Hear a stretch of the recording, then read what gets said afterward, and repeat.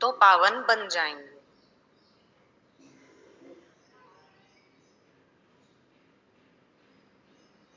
प्रश्न है, इस ज्ञान मार्ग में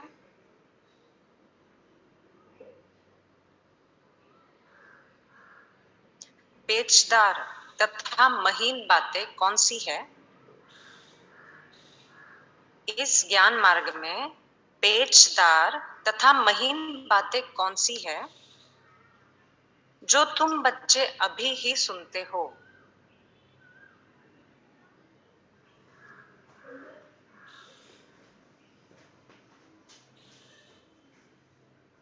तो कौन सी बातें हैं ऐसी महीन और पेचदार जो बाबा अभी ही हमें सुनाते हैं?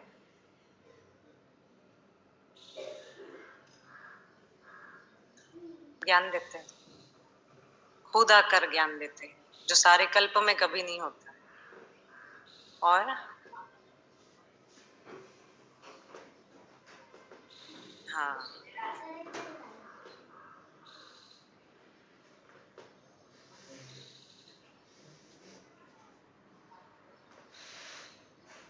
राजा ही मिलेगी। तो बाबा को एक साजन के संबंध से भी याद करना है ना? तो उत्तर में बाबा ने बताया, तुम जानते हो हम सभी मेल अथवा फीमेल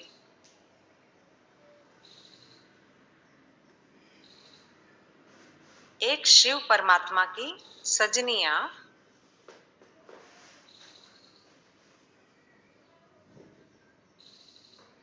सभी आत्माएं हैं।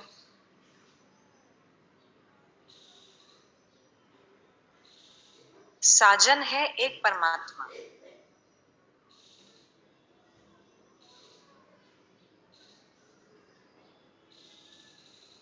फिर जिस्म के हिसाब से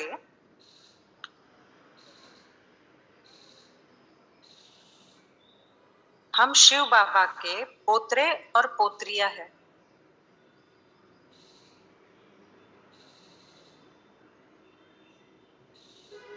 हमारा उनकी प्रॉपर्टी पर पूरा हक लगता है।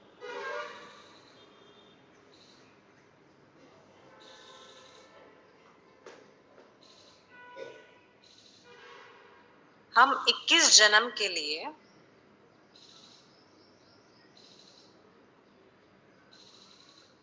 सदा सुख की प्रॉपर्टी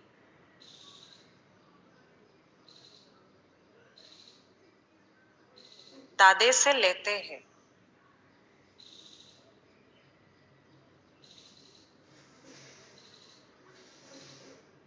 यह है पेचदार बातें।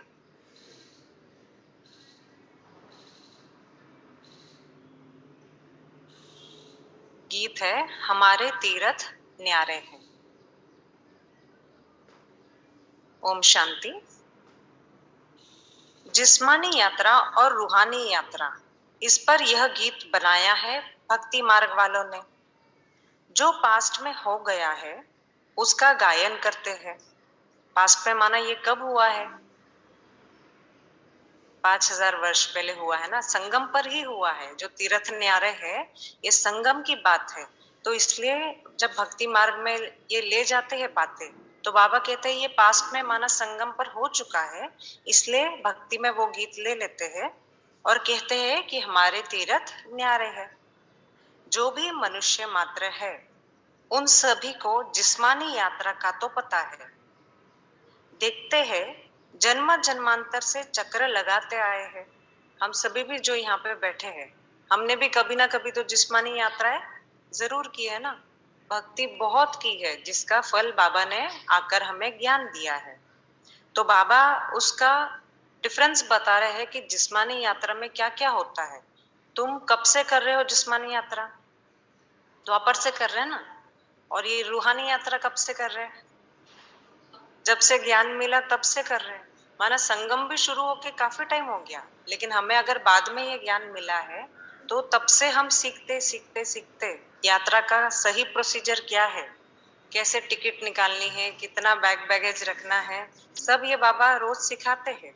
तो उसमें भी फिर कोई यात्री बहुत अच्छे से सफर कर रहे हैं और कोई यात्री थोड़ा घिस घिस के जैसे थोड़ा सा तकलीफ ले लेके सफर कर रहे हैं। तो बाबा दोनों में ये क्या अंतर है बाबा बता रहे हैं कि जो भक्ति मार्ग की यात्राएं होती है उनमें उन्हों की बुद्धि में बद्रीनाथ, श्रीनाथ ये सब रहता है ना। बद्रीनाथ में कौन है, क्या है वहां पे? शिवलिंग ही है ना। तो उनके बुद्धि में लिंग रहता है और हमारे बुद्धि में निराकार रहता है, पॉइंट ऑफ लाइट रहता है वो भी शिव और है ये भी शिव, लेकिन ये है सत्यता। तो बाबा कहते हैं एक एक पॉइंट आप नोट करना। बाबा ने पूरे फर्स्ट पेज पे जिस्मानी यात्रा और रूहानी यात्रा में क्या अंतर है, क्या क्या अंतर है, सब बाबा ने बताया है। तो बाबा ने कहा उन्हें बद्रीनाथ, श्रीनाथ आदि याद रहते हैं। तुम बच्चों को ये जिस्मानी यात्रा आदि याद थी, हाँ याद थी और अभी भी याद है। तुमने यात्राएं जन्म जन्मांतर की है। अब तुम बच्चों की बुद्धि में रूहानी यात्रा का ज्ञान है। मनुष्यों की बुद्धि है स्थूल जिस्मानी यात्रा की तरफ। अब नाम में ही आ जाता है, जिस्मानी यात्रा माना शरीर के साथ जो की जाती है और रूहानी यात्रा माना रूह की यात्रा, रूह माना आत्मा। तुम्हारा बुद्धि योग है रूहानी यात्रा तरफ। बाबा कहते हैं ये तो रात दिन का फर्क है, क्योंकि शरीर और आत्मा दो एकदम अलग अलग चीज है। अभी तुम रूहानी यात्रा तरफ कदम बढ़ा रहे हो। यह वंडरफुल यात्रा घर बैठे करते हो। ऐसी यात्रा कोई कर सकता है क्या? यात्रा के लिए तो पूरा निकलना पड़ता है ना घर से बाहर, लेकिन बाबा ऐसी यात्रा सिखाते हैं जो आप घर बैठे कर सकते हो। तो जो भी बूढ़े बूढ़े होते हैं या छोटे छोटे बच्चे होते हैं जो यात्राओं पर नहीं जा सकते, तो उनके लिए तो ये गुड न्यूज है कि घर में बैठे बैठे भी हम यात्रा कर सकते हैं, और सिर्फ रोज नहीं हर पल कर सकते हैं। और एक और अंतर क्या है वो यात्रा में और इस यात्रा में? उस यात्रा में जितना पुण्य मिलेगा ना, उससे पदम पदम पदम गुना ज्यादा पुण्य इस यात्रा में मिलेगा, जो कि पल पल हम कर सकते हैं। तो बाबा कहते हैं कोई समझ सकेंगे क्या इस यात्रा को? जब धंधे धोरी आदि में लग जाते हैं तो इतना याद नहीं करते, परंतु जब विचार सागर मंथन करने बैठेंगे तो अच्छी रीति याद आएगी कि हम यात्रा पर है। इसलिए बाबा रोज रोज कहते हैं कि हमें क्या करना है, विचार सागर मंथन करते रहना है, तो याद आएगा कि हम यात्रा पर है। तो समय भी याद आता है। एक मुरली में अभी बाबा ने कहा था, मेरे ख्याल से पिछले महीने की मुरली है, कि मन मना भव माना क्या। मन मना भव माना हम सिर्फ इतना समझते हैं कि आत्मा समझ बाबा को याद करना, लेकिन बाबा ने बताया कि अगर आपको ये जो समय अभी चल रहा है उसका भी अगर भान है कि अभी घर जाने का समय है, अभी बाबा ने बताया ना कि हम यात्रा पर है, अगर ये याद रहता है तो वो भी मन मना भव है। तो हमें समय का भी बहुत ध्यान याद रखना चाहिए कि कौन सा समय चल रहा है। तो उस हिसाब से हम अभी हमें पता है कि हमारी आज की टिकट है तो हम आज ही तैयारी कर लेंगे ना, और पता है कि 1 महीने बाद की टिकट है तो नहीं करेंगे पहले से, लेकिन हमें समय का बहाने कि हमारी टिकट आज की ही है तो हम फटाफट उसी हिसाब से पूरी तैयारी करते हैं। इसलिए बाबा कहते हैं कि समय का ध्यान रखो, यात्रा पर रहो, तो ये भी मन मना भव हो जाता है। नॉलेज तो बहुत सहज है ना, ज्ञान देना तो किसी को भी आ जाता है, मुरली पढ़ना किसी को भी आ जाता है, लेकिन बाबा जो समझा रहे हैं उसको समझ के धारण करना, इसमें फिर अंतर आ जाता है। नॉलेज तो सहज है, बच्चे समझते भी है बराबर। पतित पावन बाप क्या करते होंगे, पावन बनाने के लिए जरूर यात्रा होगी। अभी एक सेम बात ये है दोनों यात्रा में कि उस यात्रा पर भी जब जाते हैं तो पवित्र रहते हैं, और यहाँ पे भी बाबा क्या कहते हैं, ये यात्रा तुम्हें हर पल करनी है, तो पवित्रता सिर्फ कुछ समय के लिए नहीं, आजीवन धारण करना है। वह है स्वीट निर्वाण धाम जिसको सभी भक्त याद करते हैं। यह किसी को मालूम नहीं है कि भगवान को हमारे पास आना है या हमें भगवान के पास जाना है। बाबा कह रहे ये किसी को पता ही नहीं है कि भगवान आएंगे हमारे पास या हम जाएंगे भगवान के पास में। समझते हैं हमारा गुरु अथवा हमारा बड़ा निर्वाण धाम अथवा अपने निराकारी वतन चला गया। जिसके भी जो गुरु होते हैं, जो फॉलोअर्स होते हैं, वो क्या समझते हैं जब गुरु शरीर छोड़ते हैं, तो वो समझते हैं कि गुरु ने शरीर छोड़ा माना निर्वाण ही गए। लेकिन वो क्या उन्होंने सच में देखा जाके कि वो आत्मा कहाँ गई? तो भी बस समझते हैं, वो भावना ऊंची रखते हैं, इसलिए समझते नहीं ये तो निर्वाण ही गए। तो बाबा कहते हैं ऐसे समझते हैं कि निराकारी वतन में चला गया। अच्छा, फिर वहां क्या किया? क्या जाकर बैठ गए? वो जो गुरु है वहां पहुंच गया अगर निर्वाण धाम, तो क्या जाकर बैठ गया? क्या हुआ वह कुछ भी पता नहीं, सिर्फ कह देते हैं पार निर्वाण गया। माना इतना तो उनको पता है कि निर्वाण धाम पार है ना, इस दुनिया से, इस पांच तत्वों से पार जो जाते हैं वहां अपना घर है। इतना तो उन्हें पता है कि जो सब चीजों से पार है, जो वाणी से पार है, वो निर्वाण है। तो वो निर्वाण धाम हमारा घर है ये नहीं पता है। कहते हैं ज्योति ज्योत समाया, लहर सागर में समा गई। कुछ भी पता नहीं कि ये सृष्टि का चक्र कैसे फिरता है। अब ये ज्योति ज्योत समाने की बात भी जो कहते हैं, या बुदबुदा सागर में समा गया, तो ये भी क्यों कहते हैं? ये हमारी आत्मा भी कैसी है? बाबा का रूप जो है वैसे ही है ना, ज्योति समान ही है ना। तो हम ज्योति समान आत्मा जब उस परम ज्योति को याद करते हैं, तो जब सच्चे दिल से याद करते हैं, तो सभी को यह अनुभव कभी ना कभी तो जरूर हुआ होगा। ऐसा लगता है कि जैसे हम बाबा की बाहों में समा गए, पूरी तरह से बाबा में समा गए हो, ऐसे अनुभव होता था ना, होता है ना कभी कभी। हमेशा ही याद में बैठो और वैसा अनुभव हो ऐसा नहीं है, लेकिन जब एकदम लवलीन स्थिति होती है तो ऐसा लगता है कि बाबा और मैं एक ही है, बस बाबा और मैं। तो ये है लीन अवस्था, लवलीन अवस्था। तो इसलिए वो भक्ति में कह देते हैं कि ज्योति में ज्योत समा गई। तो बाबा कहते हैं कि अभी बाबा समझाते हैं कि ये रूहानी यात्रा एक ही बार होती है इस अंतिम जन्म में, है ना। ये भी एक पॉइंट है। जिस्मानी यात्रा कब से करते हैं? जन्म, कितने जन्मों से करे जा रहे हैं, लेकिन ये रूहानी यात्रा, वो भी बाबा ने कहा ये अंतिम जन्म में ही होती है। माना समय का भी अंतर है। रूहानी यात्रा अथवा आत्माओं की यात्रा कहे, पहले पहले तो बच्चों को यह निश्चय हुआ है कि हम आत्मा हैं, है ना। सभी को निश्चय ये हम आत्मा है। लेकिन सिर्फ ये निश्चय भी नहीं रखना है। बाबा कहते हैं निश्चय बुद्धि कौन है? जो हम आत्मा है ये तो पता है, लेकिन हम कौन सी आत्मा है? हम आत्मा है अभी, हाँ, देवकुल की आत्मा है। और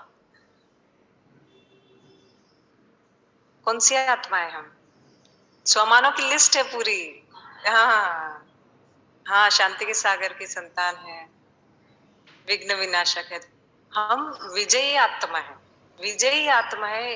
इसका ऐसा नशा चढ़ता है कि चाहे कोई भी परिस्थिति आ जाए ना सामने, और ये याद रहे हमें कि हम विजयी आत्मा है। तो अभी वो हम आत्मा है, वो एबीसीडी वाली बात हो गई। लेकिन हमारे लिए अभी आगे बढ़ना है ना, तो हम उसके साथ में एक, जिसको विशेषण कहते हैं ना, एडजेक्टिव, वो लगाना ही लगाना है। हम साधारण आत्माएं नहीं है। हम कौन सी आत्मा? महान आत्मा है। तो ये बार बार अपने को अलग अलग तरीके से, जिस दिन जो बात जरूरी है ना, उस तरीके का हम स्वमान ले ले। तो बाबा कहते हैं कि ये याद रखना बहुत जरूरी है। तो निश्चय भी है ना कि हम विजयी है। जब परिस्थिति आते हैं तो डर तो नहीं जाती, फिर हम यहाँ हम आत्मा है, हम आत्मा है, लेकिन क्या होगा उससे फिर? हाँ हाँ, जब निश्चय से हम कहते हैं, हाँ, जो 5 स्वरूप का भी अभ्यास बाबा बताते हैं, तो उसमें कितने डेप्थ है। जब हम सोचते हैं हम इष्ट कुल की देवी है, हम इस परिवार की ही नहीं, हम पूरे विश्व की पालन करता है ना। वो माँ का स्वमान आता है, हम जगदम्बा, मास्टर जगदम्बा है। बाबा ने अभी की मुखी में एक बार कहा था। तो ये जब याद करते हैं तो वो संस्कार क्या होते हैं? वो जगते हैं ना संस्कार। तो इसलिए बाबा बार बार कहते हैं वही है लॉ ऑफ अट्रैक्शन, वही है लॉ ऑफ अट्रैक्शन। लेकिन बाबा सिंपल लैंग्वेज में समझाते हैं कि इनको याद करो, तो वो पद का आह्वान भी होगा तुम्हारा, और तुम्हें स्मृति भी आती जाएगी, और वो संस्कार जागृत होते जाएंगे। तो बाबा कह रहे हैं कि कहा जाता है जीव आत्मा दुख पाती है। तो इस समय जब आत्मा जीव के साथ है, सजनी है, तो वह बाप को ढूंढती है। मेल अथवा फीमेल सभी सज्जनियां हैं, है ना। आज सिर्फ जो फीमेल्स है वो नहीं समझे कि हम सजनी है, लेकिन बाबा कहते हैं सजनी सब है और साजन सिर्फ बाबा है। साजन सिर्फ एक है, लेकिन मेल अथवा फीमेल, इसलिए बाबा ने कहा ये बहुत महीन बातें हैं। अभी कई बार बाबा मेल्स को, माना भाइयों को भी कहते हैं कि आप माता हो ना, तो माताएं खुद को समझेंगे? अगर देह भान में रहेंगे तो नहीं समझेंगे। लेकिन अगर मैं आत्मा हूं और मैं मास्टर जगदम्बा हूँ, ये आप लोग भी समझ सकते हो ना। क्यों? क्योंकि माता के जो संस्कार होते हैं हमें वो धारण करने, पालना करने के संस्कार, स्नेह के संस्कार, माफ कर देने के संस्कार, जो भी माताओं में संस्कार होते हैं वो अगर हम धारण करते चले तो वो भाई का सिर्फ शरीर होता है, लेकिन आत्मा तो ना मेल है ना फीमेल है, वही स्वरूप है। तो बाबा कहते हैं, आज बाबा ने ये संबंध बताया कि सभी समझे कि मैं आत्मा बाबा की सजनी हूँ। तो सजनी को कितना याद रहता है, सजनी को जब बाबा कहते हैं ना सगाई हो जाती तो कितना याद रहता है साजन की, तो ऐसे याद हमें फिर बाबा की रहेगी। वैसे मेल्स को कोई सजनी थोड़ी कहेगा, परंतु यह बहुत गुह्य और पेचदार बातें हैं। बाबा भगवान है तो ऐसे साधारण बातें तो नहीं ना समझाएंगे, इतनी डेप्थ होती है बातों में। अगर मुरली एक बार सुनी, फिर से पढ़ी, तो हमें और बातें पता लगती है, और फिर से जब पढ़ते हैं तो और बातें पता लगते हैं, तब समझ में आता है ये बात तो हमें समझ, एक बार सुनने में तो समझ ही नहीं आई थी। इतनी डेप्थ है कि शायद अभी भी उस लेवल तक हम गए ही नहीं है, इतनी डेप्थ है मुरली में। एक मुरली भी अगर धारण हो जाए ना तो शायद संपूर्ण बन जाएंगे हम, इतनी डेप्थ है मुरली में। तो बाबा इसलिए कहते हैं कि ये सब बातें जो मैं समझा तो वो बहुत गुह्य है और पेचदार भी है, क्योंकि कोई कोई भी इस दुनिया में कोई भी किसी मेल को ये नहीं कहेगा कि आप माता हो या आप सजनी हो। इसलिए बाबा कहते हैं कि ये बातें पेचदार है। तुम अपने को शिव बाबा के पोतरे समझते हो, जबकि जिस्म में हो तो उस हिसाब से पोतरे पोत्रियां ही ठहरे। देखो, आत्मा के हिसाब से बाबा ने कहा अपने को सजनी समझो, लेकिन जब शरीर में आते हैं तो ये समझो ये ब्रह्मा बाबा जो है वो हमारा पिता है, और ब्रह्मा बाबा के पिता कौन है? शिव बाबा। तो उस नाते से शिव बाबा हमारे कौन हो गए? दादा हो गए। तो ये दादा वो भाई वाली बात नहीं है, ये दादा माना आजू बाजू कहते हैं, वो वाले दादाजी की बात है। तो दादाजी से क्या मिलता है लौकिक में? वर्षा मिलता है ना, प्रॉपर्टी मिलती है ना। तो और दादाजी और पोतों का तो बहुत प्यार होता है।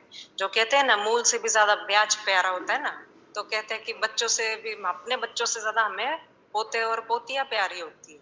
तो ऐसे बाबा का आज हमारे साथ में बाबा कह रहे हैं कि मुझे तुम दादाजी समझो, तो मेरा जो वर्षा है, मेरी जो भी प्रॉपर्टी, वो सब आपकी, आपका अधिकार है। तो कौन सी प्रॉपर्टी है बाबा की?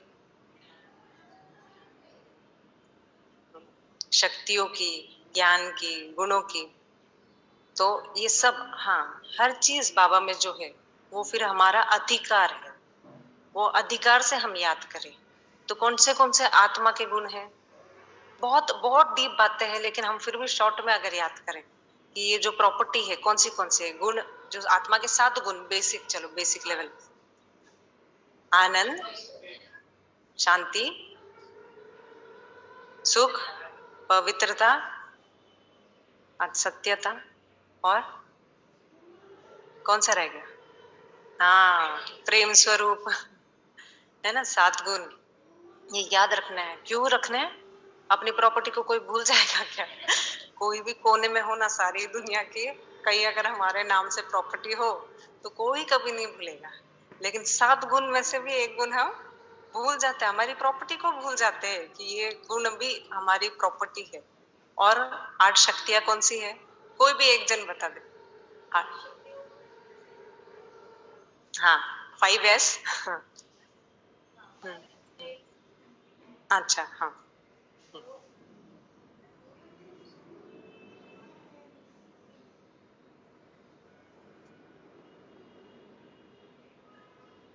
नहीं, विस्तार को संकीर्ण वो एक ही है।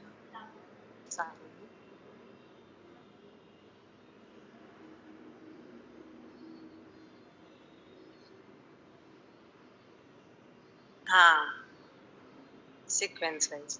लेकिन बाबा फिर भी ना परख और निर्णय को नंबर 1 और नंबर 2 रखता है, क्योंकि ना कहाँ सहन करना है और कहाँ सामना करना है, उसके लिए भी नंबर 1 क्या चाहिए, परखने की शक्ति।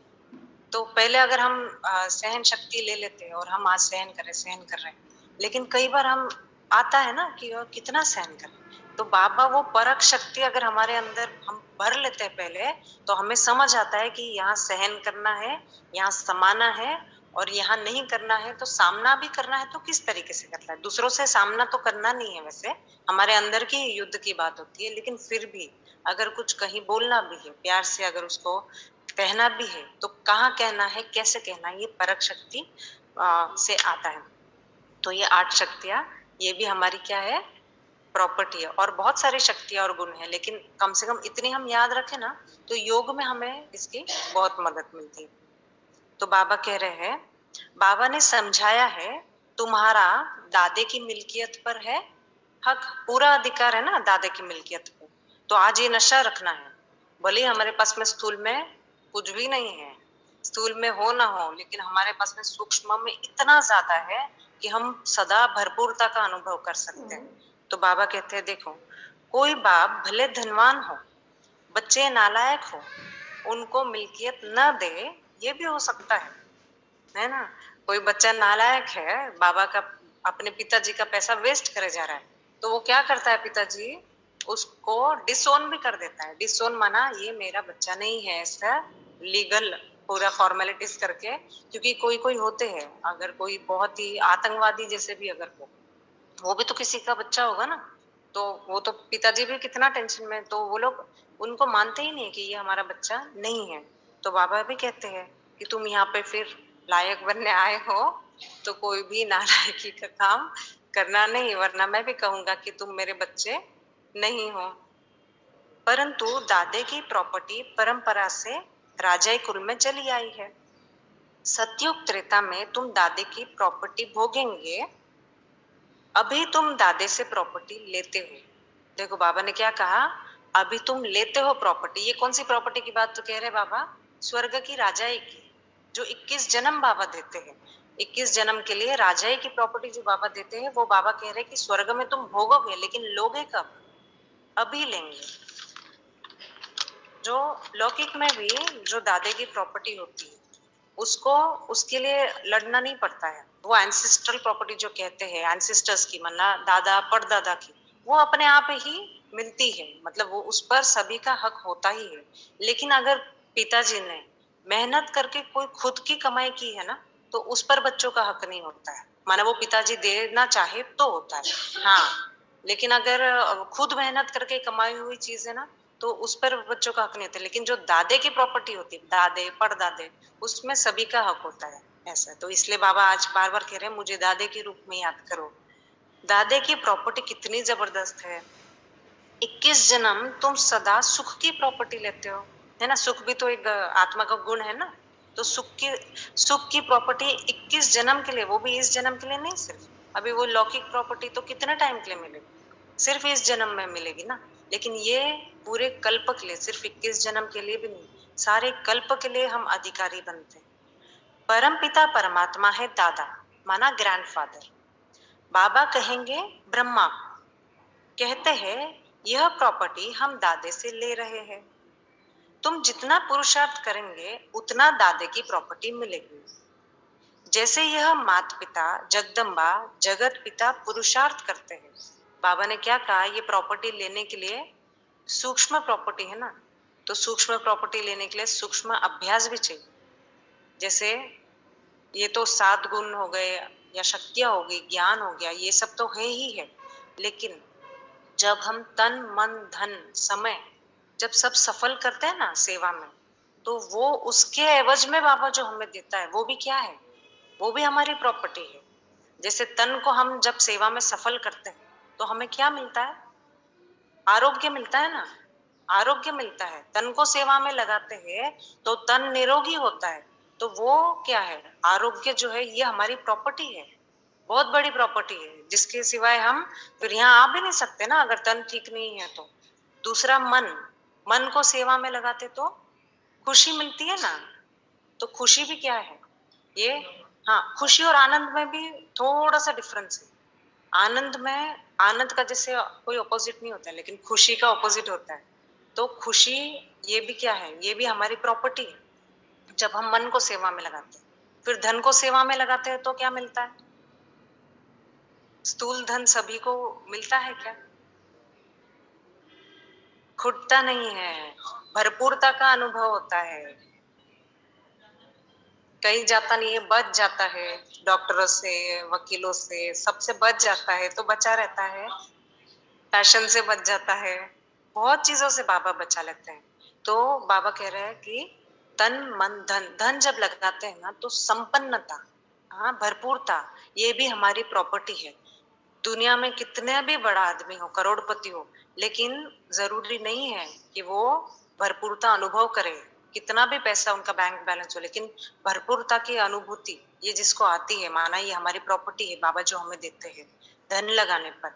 और फिर समय, समय जब हम लगाते हैं ना, इन दिनों में मुझे बहुत ही अनुभव हो रहा है कि जब हम हमारा समय यहाँ सफल करते हैं ना, सेवा में, या बाबा जो कहते हैं ज्ञान में, ज्ञान के मनन चिंतन में, विचार सागर मंथन में, हम जब अपना समय ईश्वरीय कार्य में और ईश्वरीय डायरेक्शन के अनुसार सफल करते हैं, तो हमें क्या मिलता है? समाधान, जो ऐसे मिल ही नहीं सकता है।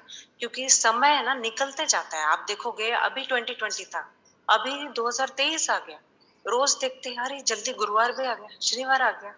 ऐसे टाइम भाग रहा है या उड़ रहा है कह सकते हैं, कहाँ जा रहा है समय पता ही नहीं लग रहा है। तो ऐसे ही जब हम अपना जीवन बिता देते हैं ना, जब ऐसे ही चल रहा है, कोई सेवा नहीं की, कुछ नहीं की, तो वो मन खाता है कहाँ समय चला गया, हमारा वेस्ट हो गया। मतलब जीवन तो नहीं, लेकिन समय वेस्ट हो जाता है, ऐसी वाली फीलिंग आती है। लेकिन जब यहाँ हम सफल करते ना, तो इतना समाधान मिलता है कि चलो ये वर्ष या ये महीना मेरा पूरा बहुत अच्छे से सफल हुआ। तो इतना समाधान मिलता है जो और कहीं कोई भी बात में नहीं मिल सकता है। इतना समाधान, ये एक बहुत बड़ी प्रॉपर्टी है हमारी। तो इसलिए बाबा कह रहे हैं जन का सुख मिलता है। हाँ, ये परिवार का सुख मिलता है यहाँ आकर, ये सुख और कहीं नहीं मिल सकता है। इसलिए बाबा ने कहा कि पुरुषार्थ करना पड़ता है प्रॉपर्टी के लिए। तो क्या पुरुषार्थ करना है? बस हमें अपना तन मन धन समय श्वास सब क्या करना है? सेवा में सफल करना है। तो हम जो अंदर से हम जो है बहुत खुश रहेंगे। तो बाबा कह रहे हैं ऐसे हम भी इस पुरुषार्थ में ऊंच बन सकते हैं। दादे से फुल प्रॉपर्टी लेते हैं, राजाई प्राप्त करते हैं। वो राजाई तो बाद में मिलेगी, लेकिन अभी की राजाई जो हमें मिलती है ना, स्वराज्य और इतनी सारी राजाई, तो वो जो राजाई मिलती है अभी सूक्ष्म, उससे फिर हमें बहुत खुशी और आनंद मिलता है। तुम जानते हो वह बादशाही फिर कितने समय चलती है? पॉइंट्स तो अथाह है। अगर इस प्रकार से तुम कोई को भी समझाओ तो झट समझ जाएंगे। दो बाप तो जरूर है। प्रजापिता ब्रह्मा को पिता तो सभी कहते हैं, गॉड फादर को सभी मानते हैं। प्रजापिता ब्रह्मा ये भी पिता है ना, लेकिन दोनों पिताओं में डिफरेंस क्या है? प्रजापिता ब्रह्मा आदि पिता है ना, आदि से सतयुग से आते हैं कृष्ण के रूप में, तो वो हमारा आदि पिता है। जीव आत्माओं में सबसे पहली आत्मा वो है प्रजापिता ब्रह्मा। तो वो हो गए हमारे पिता, और दूसरे है हमारे अनादि पिता जो सभी आत्माओं के हैं। अनादि पिता और आदि पिता, ये दो पिता तो सबको पता है। वह बड़ा है दादा, मतलब आज शिव बाबा दादा के रूप में, और ब्रह्मा बाबा उनका बच्चा ठहरा। ब्रह्मा का नाम तो बाला है। विष्णु व शंकर को कोई प्रजापिता नहीं कहेंगे। सूक्ष्म वतन में तो रचना नहीं रचेंगे ना, ब्रह्मा ही जरूर यहाँ ब्राह्मण रचते होंगे। ब्रह्मा मुख कमल से परम पिता परमात्मा ने ब्राह्मण संप्रदाय रची। जैसे कहेंगे क्राइस्ट ने क्रिश्चियन संप्रदाय रची, इब्राहिम ने इस्लाम संप्रदाय रची, नाम तो आता है ना। शंकराचार्य ने भी रची, तो शंकराचार्य ने कौन सी रचना रची? सन्यासियों की रची ना, सन्यास धर्म की रचना रची। तो ये जितने भी रचते हैं ये सब उनके धर्म के कौन हो गए? रचता हो गए ना, पिता हो गए। हाँ, तो पिता के रूप में उनको पालना भी करनी होती है। तो इसलिए वो कहीं कभी जो बताया पहले मुरली में कि उनके फॉलोअर्स समझते कि वो तो चले गए, वो नहीं जा सकते क्योंकि उन्होंने आपको रचा है, तो वो कहीं ना कहीं इस धरती पर है और आपका पालना कर रहे हैं। तो इसलिए बाबा कहते हैं कि जो भी रचता है उसे तो पालना करनी ही होती है। हर एक झाड़ में टाल टालियां तो होती है ना। यह है बेहद का झाड़। कोई भी झाड़ ऐसा नहीं होगा जो सिर्फ सीधा का सीधा है और उसको कोई टाल टाली नहीं है। तो बाबा कह रहे ये बेहद का झाड़ है, तो इसमें भी टाल टालियां जरूर है। इनका रचयिता अथवा बीज रूप तो मशहूर है, नामी ग्रामी है। इसलिए देखो लौकिक में भी बीज मंत्र का बहुत महत्व है, बहुत महत्व। बीज मंत्र जो होता है ना, वो सबसे मतलब महान मंत्र में से एक गाया जाता है। तो वो बीज मंत्र माना किसका मंत्र है? शिव बाबा का ना। शिव बाबा बीज है सारी इस बेहद के झाड़ का, सारी सृष्टि का।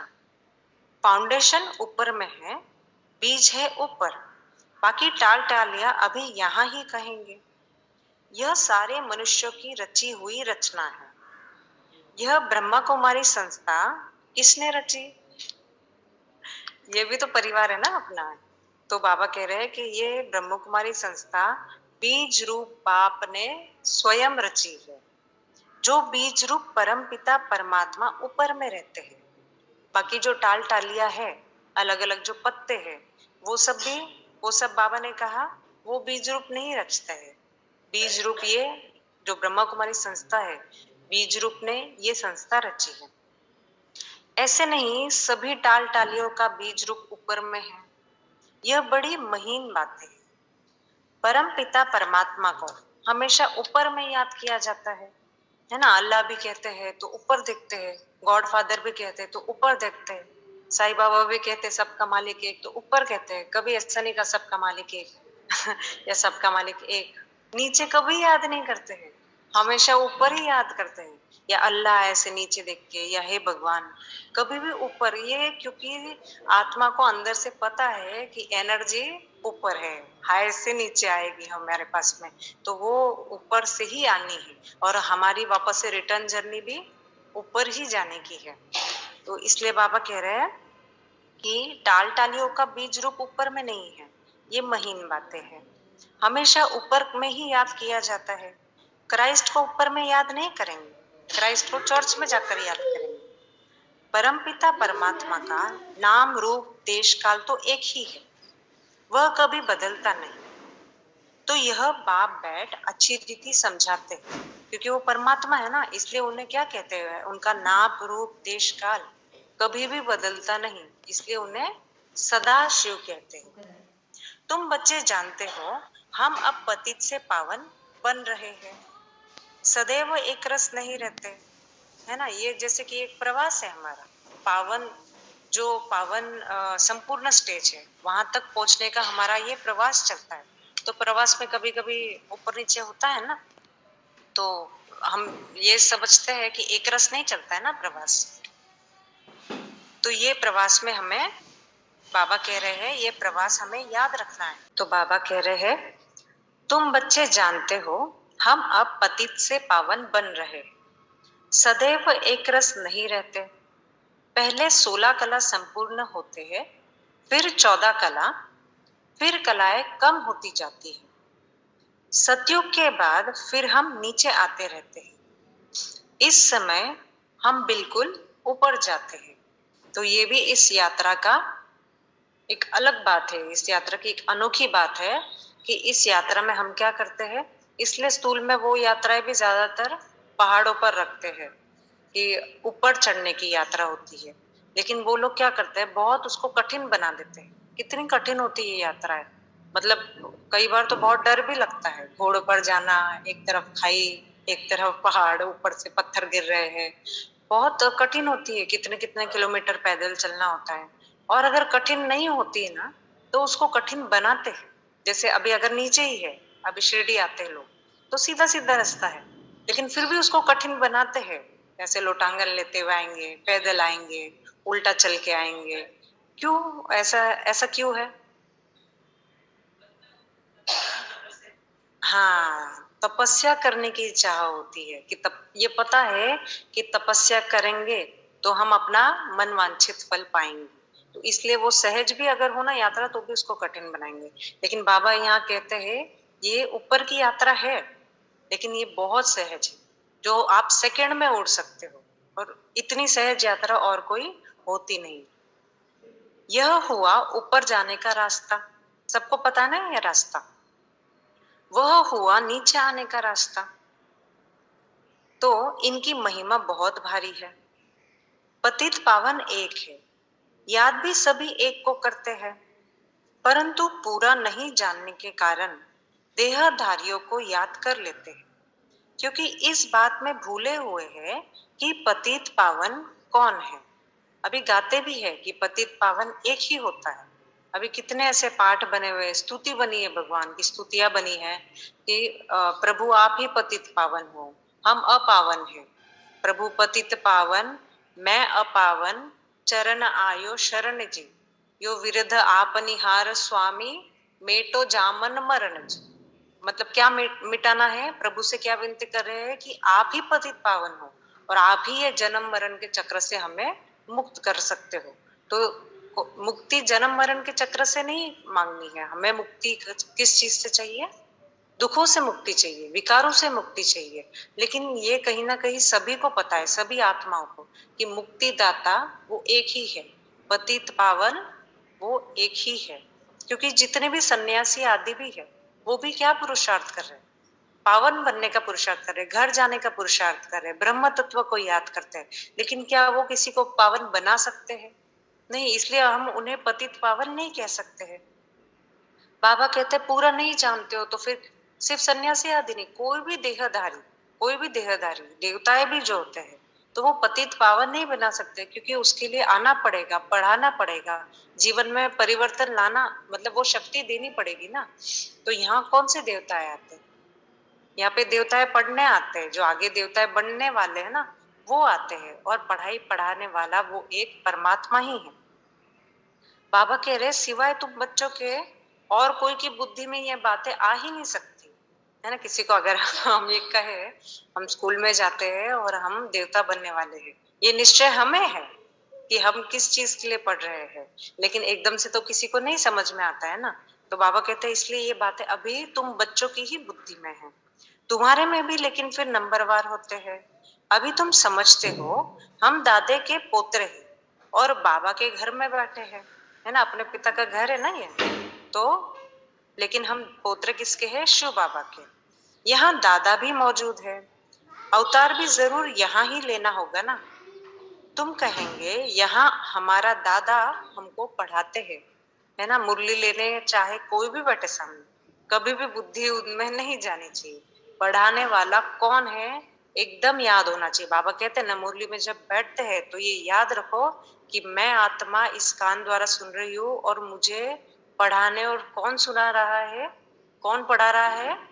शिव बाबा, बाबा ही पढ़ा रहे हैं। तो आज बाबा ने कहा याद रखो हमारा दादा हमको पढ़ाते हैं, आज दादाजी हमें पढ़ा रहे हैं, तो हम पोते बनकर पोतिया बनकर बैठेंगे। दादाजी के पास में बहुत मजा आता है ना, दादा बहुत प्यार करते हैं, दादा दादी जो होते हैं ना अपने बच्चों को बहुत प्यार करते हैं। ऐसी एक कहानी भी है, जैसे भोग लगाने के लिए कहते हैं ना, तो दादाजी कहीं जाकर आते हैं तो घर में 4 बच्चे होते हैं, तो उनके लिए वो लड्डू वगैरह मिठाई वगैरह लेकर आते हैं। तो वो दादाजी अपने उन बच्चों को चारों को देते हैं, सामान देते हैं, और सभी को पता है दादा नहीं लाया है तो दादा को क्या खिलाना है फिर। तो सब जो 3 बच्चे होते हैं वो तो अपने अपने खा लेते हैं, लेकिन उनमें से जो एक बच्चा होता है वो जाकर दादाजी को देता है कि दादाजी आप भी लो, है ना। अब पता है दादाजी को तो डायबिटीज है या इतने बूढ़े हैं, मीठा वगैरह नहीं खाते, बाहर का नहीं खाते, लेकिन फिर भी वो जाकर देता है कि दादाजी नहीं आप भी लो। तो वो दादाजी क्या करते हैं, उसको अपनी गोद में बिठाते हैं, हाँ बेटा लेता हूँ, खुद नहीं खाते लेकिन प्यार से उसको खिलाते हैं। तो ये भी हम जब बाबा को, हमको पता है हमको सब कुछ कौन दे रहा है, बाबा ही दे रहे हैं ना, जो खाना पीना जो भी चीजें है हम कहते ना ये बाबा का है, बाबा ही दे रहे हैं। लेकिन फिर भी हमें बाबा के आगे क्यों अर्पण करना, क्योंकि बाबा हमें फिर बिठाता है। वो 3 बच्चों को नहीं मिला वो प्यार, वो दादाजी का प्यार वो 3 बच्चों को नहीं मिला, लेकिन उस एक जिसने अर्पण किया ना दादाजी को, उसको वो प्यार मिला कि आ जाओ बैठो, और दादाजी के हाथ से पूरा फिर उसने खाया। तो इतना दुलार बाबा ही करेगा ना हमें। हम जब बाबा को अर्पण करते हैं ना, तो बाबा इतना प्यार से हमको बिठाकर, जो बाबा ने ही चीज दी है वो हमको बाबा खिलाते हैं। तो इसलिए हर चीज को बाबा के आगे अर्पण करना, माना वो एक का पदम गुना बन जाता है उसमें, क्योंकि परमात्मा का प्यार ऐड हो जाता है ना, तो इसलिए उस वो पदम गुना हो जाती है वो चीज। तो बाबा कह रहे हैं ये हमारा दादा हमको पढ़ाता है, वह परम धाम से आते हैं, वह हमारा दादा है रूहानी, और बाकी सब दादे होते हैं जिस्मानी। तो दादा कहते हैं, दादा जब कहते हो तो खुशी में एकदम उछल पड़ना चाहिए। हाँ, भले राजे रजवाड़े बहुत साहूकार है, परंतु वह दादा हमको क्या देता है। भले इस दुनिया में कितने भी कोई राजा का बच्चा होगा, लेकिन ये जो हमारा दादा है वो हमें क्या देता है, स्वर्ग की बादशाही। अभी उससे ऊंची चीज तो कोई नहीं हो सकती है ना। ये बातें अभी तुम समझते हो, सतयुग में फिर ये बातें भूल जाते हो। वहां इन लक्ष्मी नारायण आदि को भी पता नहीं होता है कि ये स्वर्ग के सुख हमको किसने दिए। अगर यह समझे तो फिर ये भी समझेंगे कि हम पहले कौन थे। क्योंकि अगर इस बात का भी ज्ञान है कि हमें ये कहाँ से मिला है, तो फिर सारी बातें ज्ञान में आएगी ना, कि कहाँ से मिला है, फिर किसने दिया है, फिर कब दिया है। तो फिर ये समझ में आ जाएगा कि सतयुग के बाद तो फिर से चक्र घूमेगा। इसलिए बाबा कहते हैं वो एकदम रॉयल बुद्धू होते हैं, उनको कोई ज्ञान नहीं होता है, वो अपने मौज में रहते हैं। लेकिन यहाँ पे तुम बुद्धिवानों की बुद्धि से, जो बुद्धिवानों की भी बुद्धि है वो परमात्मा, उनसे तुम पढ़ते हो, तो तुम इतने बुद्धिमान हो जाते हो कि वहां पे आपको बुद्धि चलाने की कोई दरकार नहीं होती है।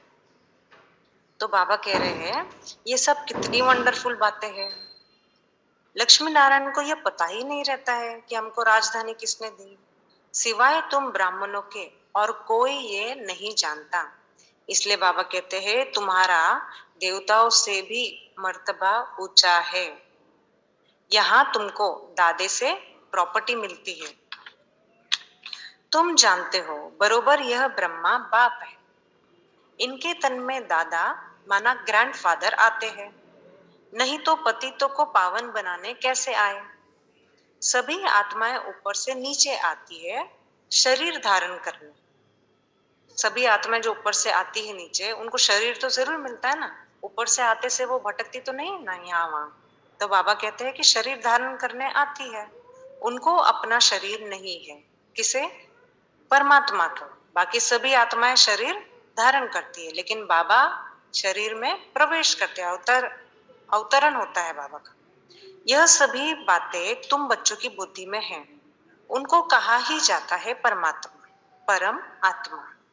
इसका मतलब यह नहीं कि परमात्मा कोई बड़ा है और आत्मा छोटी है। परमात्मा और आत्मा में कोई फर्क नहीं है। कोई फर्क नहीं है माना उनके रूप में फर्क नहीं है। ऐसे नहीं परमात्मा कोई छोटा बड़ा होगा। बाबा कहते हैं मैं कितना साधारण हूँ। बाबा साधारण है क्या? तो भी बाबा कहते हैं मैं कितना साधारण हूँ, लेकिन फिर भी मेरी महिमा बहुत बड़ी है, क्योंकि मैं सभी को आकर पतित से पावन बनाता हूँ। जो सभी दुनिया की आत्माओं को पावन बनाता है, अगर कोई आत्मा खुद ही अगर पावन बनती है तो भी वो साधारण नहीं कहलाएंगे, और ये सारी दुनिया की आत्माओं को पावन बनाते हैं तो क्या साधारण होंगे? लेकिन ये क्या दर्शाता है? बाबा का निरहंकारी पना दिखाता है ना। तो बाबा कहते हैं आपको भी ऐसे बनना है, आपको बहुतों का उद्धार करना है, लेकिन अहंकार का नामो निशान नहीं होना चाहिए। तो बाबा कहते हैं कि हूं मैं भी आत्मा, मेरे में जो नॉलेज है वह मैं तुमको देता हूं। ऐसे नहीं आत्मा कोई छोटी बड़ी होती है।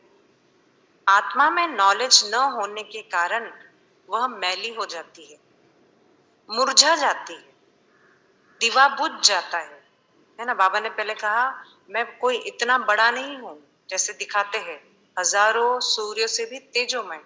ये उनकी शक्ति की बात हो गई ना, कि इतने हजारों सूर्यों से भी तेजोमय इतनी शक्ति है। और हम कौन है? दिए। उसमें भी आत्मा में इतनी मेल चढ़ गई विकारों की कि वो दिया क्या हो गया है, बुझ गया है या फड़फड़ा रहा है। तो हमें अपने उसमें अभी दिए में क्या करना है, ज्ञान का घृत डालना है, और बाबा की याद से फिर वो दिया एकदम स्थिर हो जाएगा, एकदम स्थिर बाबा की याद से, फिर वो ऐसे फड़फड़ाएगा नहीं। तो बाबा कहते हैं दिया बुझ जाता है, फिर उसमें ज्ञान घृत पड़ने से दिया जगता है। बाकी आत्मा क्या है, ऐसे नहीं कोई आग है ना, वो पारसियों में बताते हैं, उनके जो होते हैं मंदिर कहो तो अग्यारी बोलते हैं उसे, तो उसमें ये रोशनी के तौर पे वो लोग आग ही जलाते हैं और वो अग्नि को ही उनका देवता मानते हैं। तो किसी न किसी रूप में भगवान को प्रकाश स्वरूप या ज्योति स्वरूप ही माना गया है। तो आत्मा कोई ऐसी आग थोड़ी है। बाबा ने कहा आत्मा तो एकदम शीतल है। तो जैसे परमात्मा शीतल है, वह है वह है ही सभी को शीतल करने वाला। परमात्मा जो है वो खुद भी शीतल है, और जो आत्माओं में विकारों की अग्नि लगी है उस पर भी वो आकर ज्ञान के बूंदे डालते हैं, है ना। इसलिए वो शिवलिंग पे वो टपकाते हैं, ज्ञान की बूंदे डालते हैं परमात्मा, तो उससे आत्मा भी शीतल होती जाती है। आत्मा है ही शीतल, लेकिन वो हम भूल चुके हैं। आत्मा का स्वभाव जो है, स्वधर्म जो है, वो शीतल है, जैसे पानी का होता है। पानी का भी स्वभाव क्या होता है, ठंडक ही होता है ना, शीतल ही होता है। कितना भी उबालो उस वक्त के लिए वो गर्म हो जाता है, लेकिन रख दो तो अपने आप ही वो ठंडा हो जाता है। तो हमारी आत्मा भी जब जलती है ना, तो समझ लेना कि क्रोध अग्नि में, काम अग्नि में, विकारों की अग्नि में आत्मा जलती है, तो वो हमारा स्वधर्म नहीं है। इसलिए अगर कभी थोड़ा सा भी अगर मन में क्रोध आता भी है ना, तो कितना अनईजी फील होता है, क्योंकि वो हमारा स्वभाव या वो हमारा स्वधर्म नहीं है। जब हम शांत रहते हैं, जब हम शीतल रहते हैं, तो हमें बहुत अच्छा लगता है। तो क्यों, क्योंकि वो हमारा स्वधर्म है, वो हमारे लिए नेचुरल बात है। अंदर से चिढ़ना या कुछ भी अगर ऐसा हो रहा है तो वो हमें बहुत अनईजी कर देता है। इसलिए जल्दी जल्दी दीदी हमेशा कहते हैं ना, अपनी स्थिति को एक तो बिगड़ने नहीं देना, और अगर थोड़ा बहुत ऊंच नीच हो जाता है तो जल्दी जल्दी ज्ञान के आधार से उसको ठीक कर लेना है। यही है पुरुषार्थ। तो बाबा कहते हैं वह है सभी को शीतल करने वाला। आत्मा ऐसे ही शीतल है जैसे परमात्मा शीतल है। गाया भी जाता है शीतल जिनके अंग, इनके अंग शीतल हो जाते हैं उनकी प्रवेशता से, मतलब ब्रह्मा बाबा के अंग शीतल हो जाते हैं शिव बाबा की प्रवेशता से। जिसमें प्रवेश करते हैं उनको भी कितना शीतल बनाते हैं। तुम जानते हो बाबा कितना शीतल है। हाँ, ब्रह्मा बाबा भी शीतल है और शिव बाबा भी शीतल और तत्तल। तत्तल माना गर्म, ये है विकारों की गर्माहट। वह काम चिता पर जल मरते हैं, है ना। अग्नि क्या करेगी, जला ही देती है ना। तो बात मत पूछो। कोई कोई तो ऐसे पापात्मा है जो जितना ज्ञान के छींटे डालो तो भी शीतल होते ही नहीं। कितनी मेहनत करनी पड़ती है एक एक के ऊपर। इसलिए बाबा ने उस दिन भी मुरली में कहा ना कि मेरी मेहनत को वेस्ट मत करना, वरना बहुत पापात्मा बन पड़ोगे।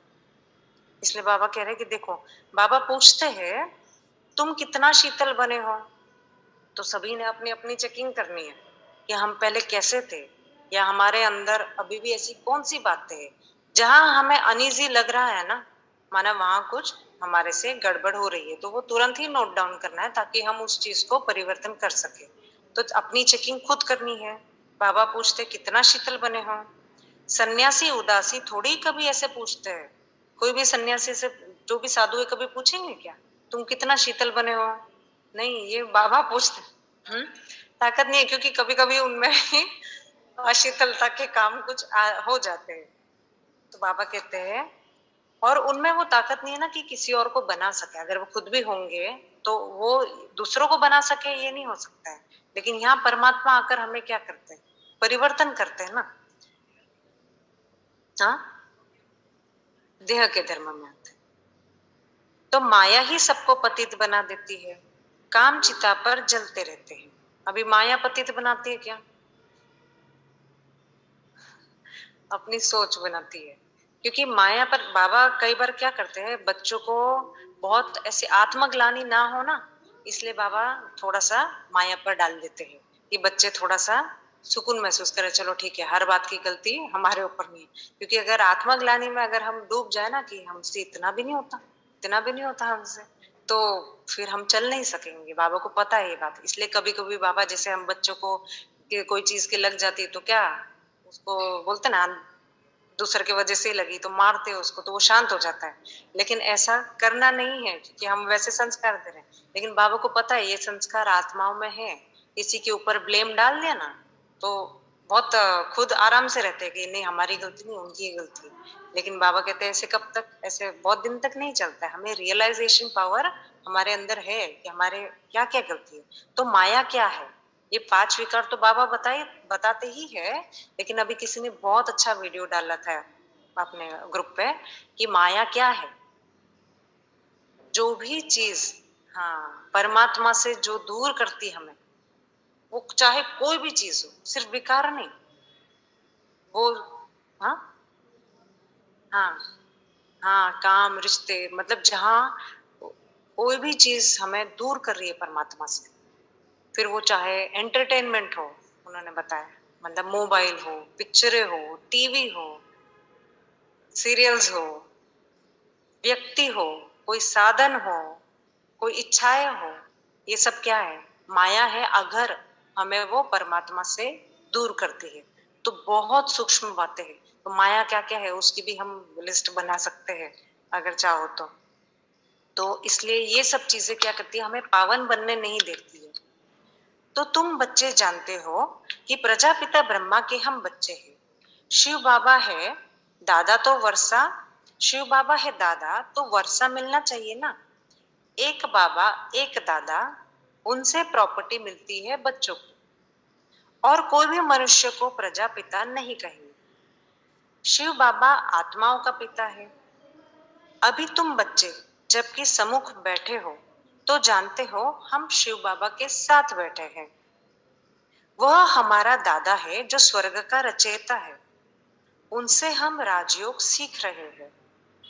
दादे से हमको स्वर्ग की मिल्कियत मिलती है, जो फिर हम 21 जन्म कभी भी कंगाल नहीं बनेंगे। तुम बहुत साहूकार बनते हो। जो तुम पूज्य देवी देवता थे वही फिर पुजारी बनते। तुम जानते हो हम बाबा से वर्षा लेते हैं, 21 जन्म हम सुख भोगेंगे। लेकिन ये वर्षा सिर्फ 21 जन्म के लिए नहीं, सारे कल्प के लिए हमारे साथ रहता है। कितने बार वर्षा लिया और गवाया है। बाबा कहते हैं देखो, परसों वर्षा लिया, कल गवाया, परसों लिया, कल गवाया, और आज फिर से ले रहे हैं। ये परसों, कल और आज, ये 3 शब्दों में सारा चक्र आ जाता है, सारा सृष्टि चक्र। आज और कल में भी आ जाता है, लेकिन आज बाबा ने कहा परसों वर्षा लिया था, कल गवा दिया, और आज फिर लेते हो, और फिर कल फिर गवा देंगे, है ना, बाद में गवाएंगे ही ना, धीरे धीरे 16 से 14, फिर हाँ, साल में फिर गवा देंगे।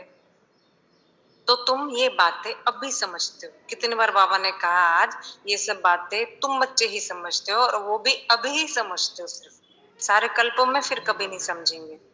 इस समय नॉलेजफुल ज्ञान सागर बाप से तुम भी मास्टर ज्ञान सागर बनते हो, नॉलेज मिलती है। बाकी ऐसे नहीं कि कोई तेजो में बिजली बन जाते हो। यह है सारी बड़ाई। जैसे बताते ना, कोई भी आकाशवाणी होती है तो बहुत बिजली कड़की और फिर हुआ, और फिर किसी देवता का जन्म हुआ, जैसे कृष्ण की बड़ाई बताते हैं, जैसे ही वो जन्मते हैं तो सब जगह रोशनी ही रोशनी हो गई। तो ऐसा नहीं है। बाबा कहते हैं ये तो बड़ाई की जाती है।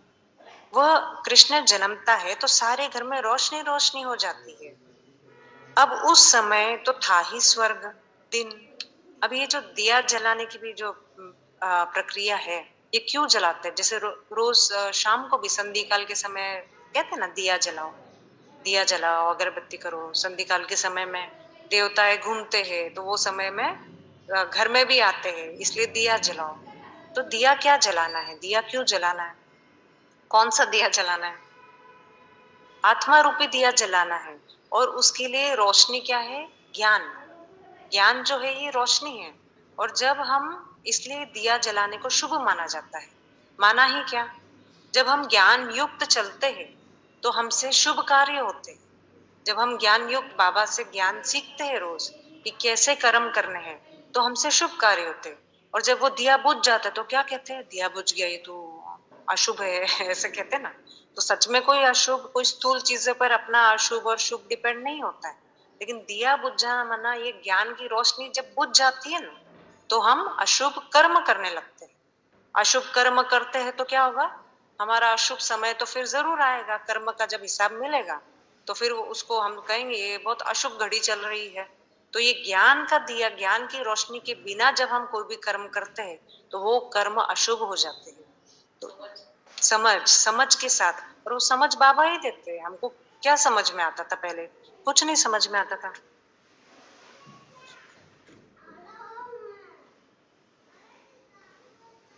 तो बाबा कह रहे हैं कि अब उस समय तो था ही स्वर्ग, दिन, रोशनी तो थी ही।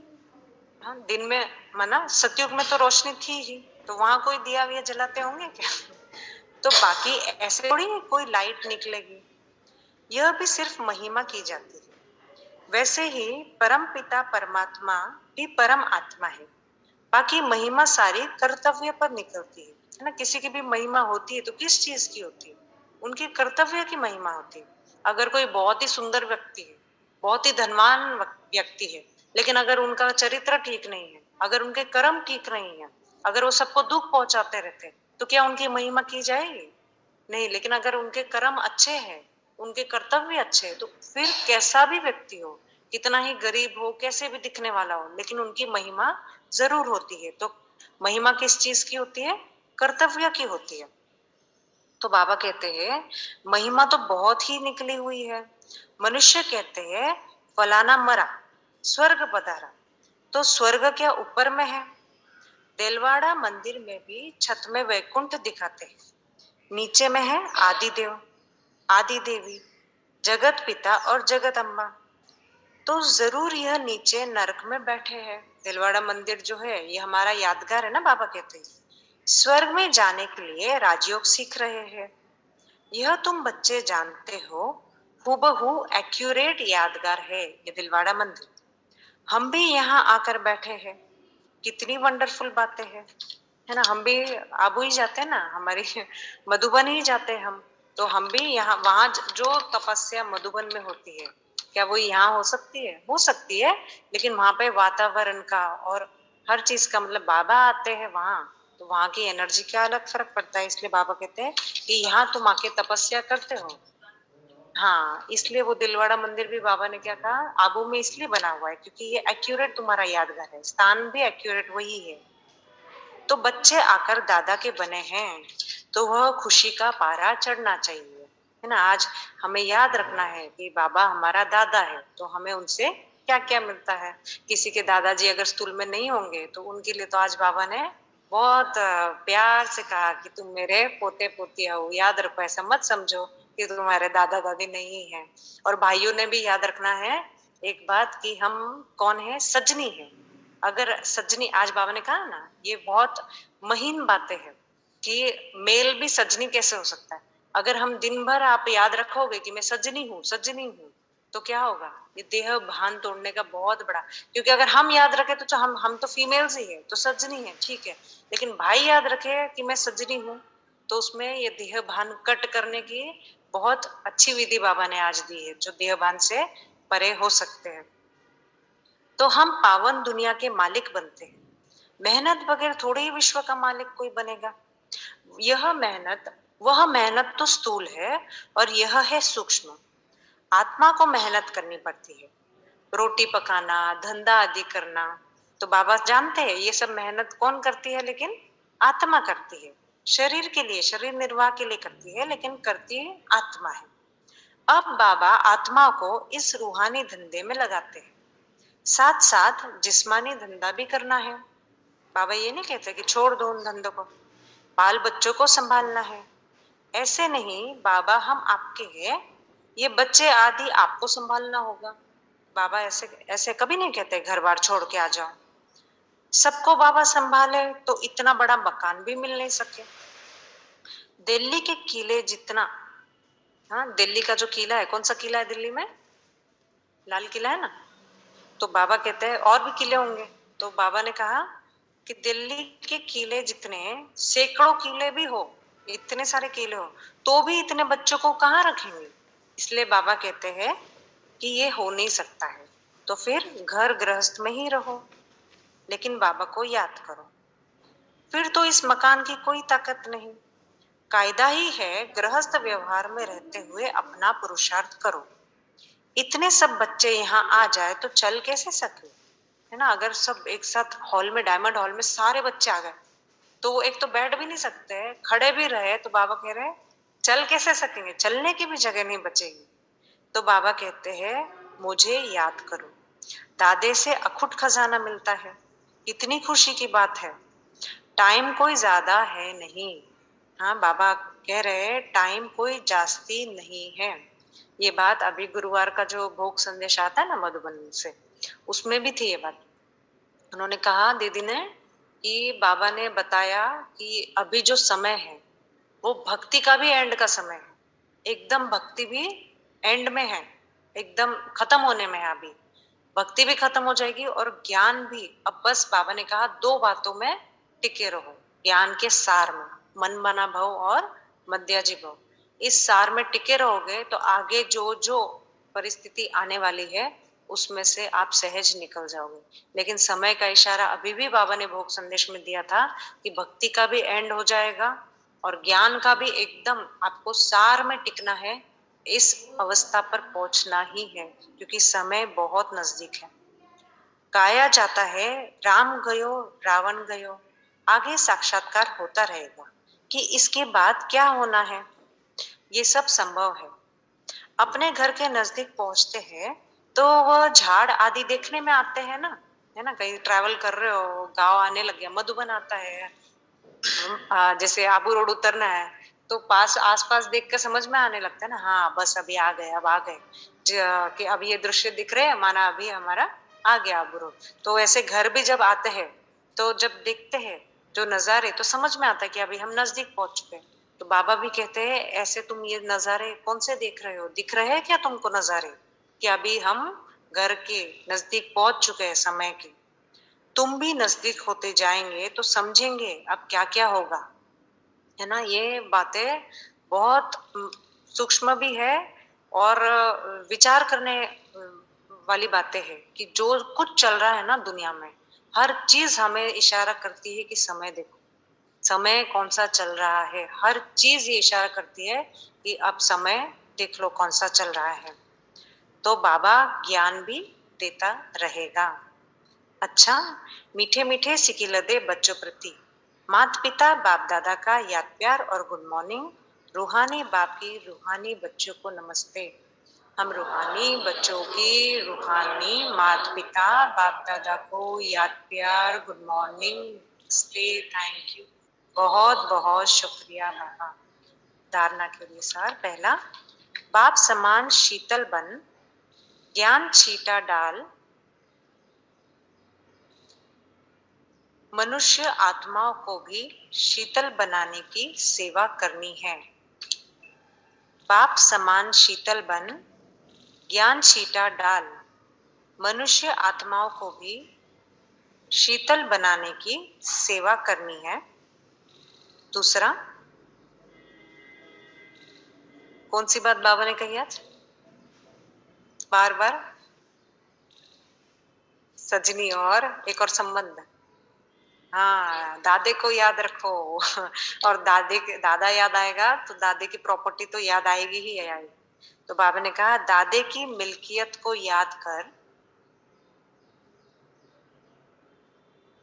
अपार खुशी में रहना है।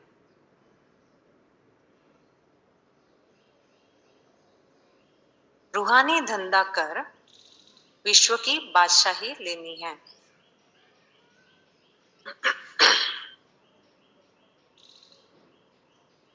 वरदान, समीप संबंध और सर्व प्राप्ति द्वारा, समीप संबंध और सर्व प्राप्ति द्वारा सहज योगी बनने वाले सर्व सिद्धि स्वरूप भव। समीप संबंध और सर्व प्राप्ति द्वारा सहज योगी बनने वाले सर्व सिद्धि स्वरूप भव। जो बच्चे सदा समीप संबंध में रहते हैं और सर्व प्राप्तियों का अनुभव करते हैं, उन्हें सहज योग का अनुभव होता है। वे सदा यही अनुभव करते हैं कि मैं हूं ही बाप का। उन्हें याद दिलाना नहीं पड़ता कि मैं आत्मा हूं, मैं बाप का बच्चा हूं, लेकिन सदा इसी नशे में प्राप्ति स्वरूप अनुभव करते हैं। सदा श्रेष्ठ उमंग उत्साह और खुशी में एक रस रहते हैं, सदा शक्तिशाली स्थिति में रहते हैं, इसलिए सर्व सिद्धि स्वरूप बन जाते हैं। देखो बाबा ने क्या कहा कि जो बच्चे सहज योगी है उन्हें याद नहीं दिलाना पड़ता है, या बार बार ऐसे याद नहीं करते मैं आत्मा हूं और मेरा बाबा को मुझे याद करना है, या बाप का बच्चा हो। वो उसी नशे में रहते हैं क्योंकि प्राप्ति स्वरूप है, उमंग उत्साह है, खुशी है और सदा शक्तिशाली स्थिति में रहते हैं। तो फिर वो सहज योगी जो ऐसे बच्चे हैं वो सिद्धि स्वरूप बन जाते हैं। स्लोगन है, रूहानी शान में रहने वाले कभी हद के मान शान में आ नहीं सकते। रूहानी शान में रहने वाले कभी हद के मान शान में आ नहीं सकते। आज है 25 नंबर पॉइंट। संपन्नता अचल स्थिति का अनुभव कराती है। जब सब बातों में संपन्न बनेंगे तब यह आंख व बुद्धि किसी की तरफ डूबेगी नहीं, सदा रूहानियत में रहेंगे। अनेक व्यर्थ संकल्पों व अनेक तरफ बुद्धि व दृष्टि जाने से परे सर्व फिक्रों से फारिग और अपने बाप द्वारा मिले हुए खजाने में सदा रमन करते होंगे। अन्य कोई संकल्प करने की उन्हें फुर्सत ही नहीं होगी। तो संपन्नता और अचल स्थिति का अनुभव करते रहना है। अच्छा, ओम शांति।